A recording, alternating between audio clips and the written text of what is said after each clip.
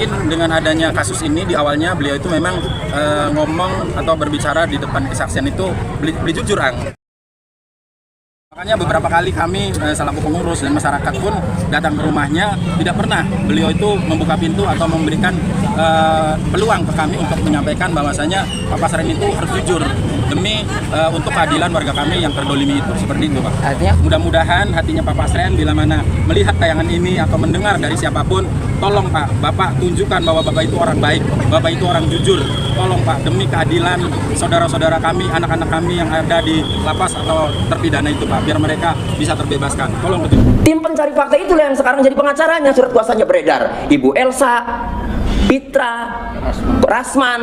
Lah, kemarin tim pencari fakta independen, kok sekarang malah ya membela jadi penasihat hukumnya Pak Abdul Pasren, Pak RT, yang memang lagi dicari-cari karena dinilai, diduga Pak RT ini memberikan kesaksian palsu di RW malu nggak?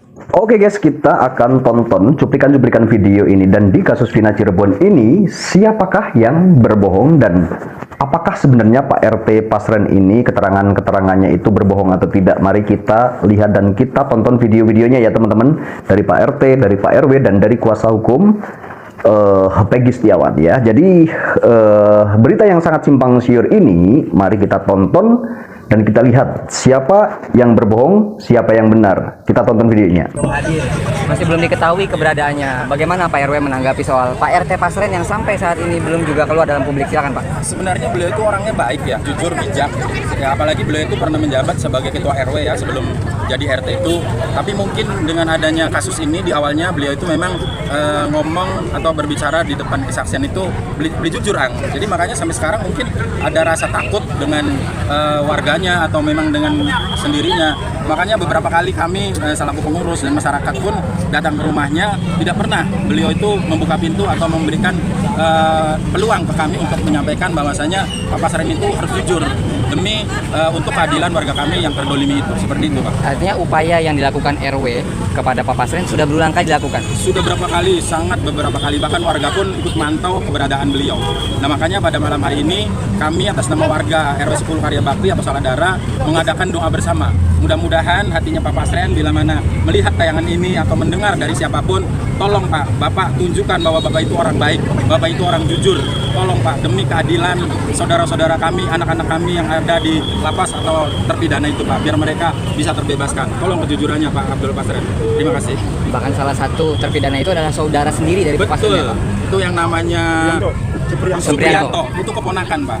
Bahkan kakaknya mengharapkan dengan amat sangat sampai menangis di depan beliau, yang kemarin diceritakan oleh Pak RW saat itu, Pak Itno. Pak RW-nya sendiri menyaksikan secara langsung bahwasanya Bu Aminah itu minta ke Bapak Abdul Pasren mohon supaya beliau itu jujur bahwa anak-anak itu tidur di rumah anaknya saat kejadian waktu Vina itu terbunuh atau diperkosa gitu. Pak, satu lagi kalimat terakhir Pak, mungkin ketidakhadiran Pak RT Pasren selama bertahun-tahun sampai hari ini mungkin karena takut Pak, karena mohon maaf ada intimidasi dari polisi atau apa. Bapak mau nggak mensupport bagaimana Pak RT jangan takut demi kebenaran? Bagaimana kalimat yang akan Bapak sampaikan? Insya Allah sebenarnya kebenaran itu kan milik Allah kalau menurut saya ya. Kalau Pak Pasren jujur saat ini, insya Allah Pak Pasren selamat dunia akhirat. Kalau Pak Pasren saat ini nggak jujur, wallahu a'lam. Pak Pasren dunia pun, ya saya mungkin secara garis besar banyak orang yang tidak suka dengan kejujuran Pak Pasren. Nah, ini video-video cuplikan selanjutnya.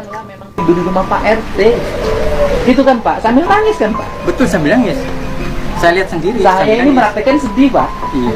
Saya juga Pak Ji, waktu Ibu Aminah menangis saya juga ikut menangis. Sedih loh Pak. Orang mohon pada Pak RT minta kejujuran Pak. Iya Pak. Minta kejujuran agar anaknya disampaikan di rumah Pak RT agar mereka terbebas dari penjara seumur hidup. Terus kemudian hari ini mereka harus mendapat lagi sebuah tuduhan baru, mengiming-imingi, akan menyuap, meminta Pak RT untuk berbohong, yang padanya mereka itu bisa diancam dengan ancaman merintangi penyidikan lagi, sudah di penjara anaknya. Makanya saya tuh Pak Ji, saya ngomong sama istri ya, lihat di ibunya Pak Ji gitu ya, saya ada, kalau saya tidak meluruskan, saya dapat dosa jariah Pak Haji. Tuh. Iya, Pak. Di situ saya Jangankan mereka, Pak. Saya itu rasakan, Pak. Gimana kalau itu menimpa pada keluarga kita? Anak kita, naudzubillah, masuk penjara. Dan orang tuanya diancam penjara lagi. Kan ini harus diungkap. Ini harus disampaikan. Ya kan, semua orang yang punya kapasitas, yang punya kewenangan, yang punya otoritas untuk melihat ini dengan hati, dengan rasa, dengan cinta.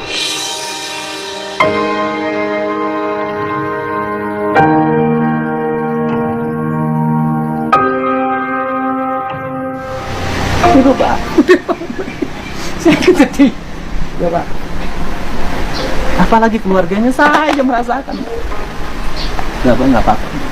Saya merasakan, Pak. Bapak ngalamin itu. Artinya Bapak ada. saya tidak berbohong, ada. Ya, ini kan jalan yang terbaik kan. Ya, kalau tayangan dari saya. Dan ini keterangan juga dari Pak RW ya, ini ya. Pak RW malu nggak kalau warganya terbebas dari kasus Vina? Loh, kenapa saya harus tahu? Siapa yang bertanya itu? Pak itu yang dari pengadilan, minta tanda tangan saya. Oh iya. Kenapa saya harus malu? Tapi Pak RW siap, ya siap kata saya. Apalagi ini udah jelas-jelas warga saya itu difitnah, kata saya. Oh, bisa difitnah Pak RW? Ya saya tahu persis karakter mereka. Dan menurut saya nggak akan mungkin Pak, warga saya, bahkan itu masih ada saudara saya. Bahkan saya sempat nangis waktu itu, karena nggak percaya warga saya ada yang terbebas, yaitu si Saka.